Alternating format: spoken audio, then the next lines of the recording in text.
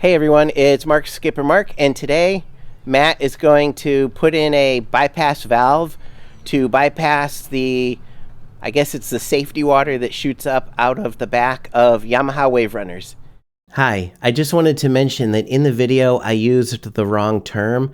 I talked about the link rod coming off of the reverse gate, and the manual refers to it actually as a shift rod. So when you hear link rod, think shift rod. Matt ordered this water eater bypass valve kit from Amazon. It includes everything you need, which is the valve and 2 hose clamps. I'll link to it in the description below. Installation is relatively straightforward, but you still want to be careful because you do need to cut the original hose that connects to the spout that goes through the back deck. The first step is to detach the link rod on the left or port side that connects to the reverse gate. You do this by pulling the collar up and then it just sort of pops off. Next, you want to detach the spring from the right or starboard side of the reverse gate. You want to unhook the end that's further up into the hull, not the part that's closest to you. Just give it a little stretch and it should come off from the collar that holds it in place. The next step is to unscrew the hose clamp that holds the hose onto the water spout that comes through the back deck. And you also want to take off the protective sleeve that covers the rubber hose.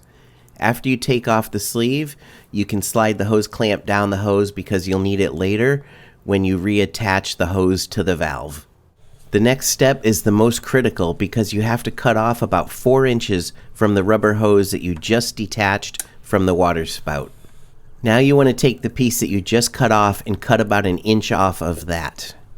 Once that's done, you're ready to put the valve in place. To do this, push the end of the new valve into the hose that comes off of the jet pump and tighten it in place using the factory hose clamp that you loosened and slid down the hose earlier. Next, you want to take the short piece of hose that you just cut off and attach it to the valve and then tighten it in place with one of the hose clamps that comes in the kit. Now you want to slide the second hose clamp from the kit onto that hose and push the hose up onto the water spout and tighten it in place with that hose clamp.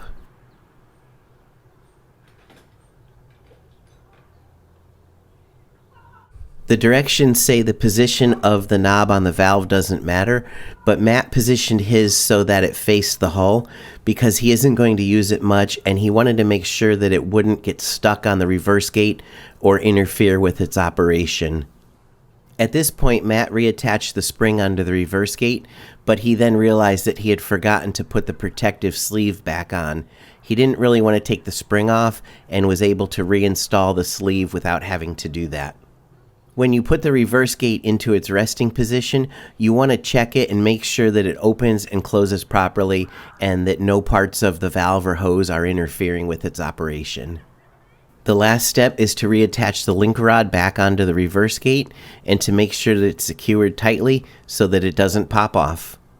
If you have any questions about putting on that bypass valve, please leave a message in the comments and I'll be happy to answer as best I can. As always, thanks for watching and have a great day.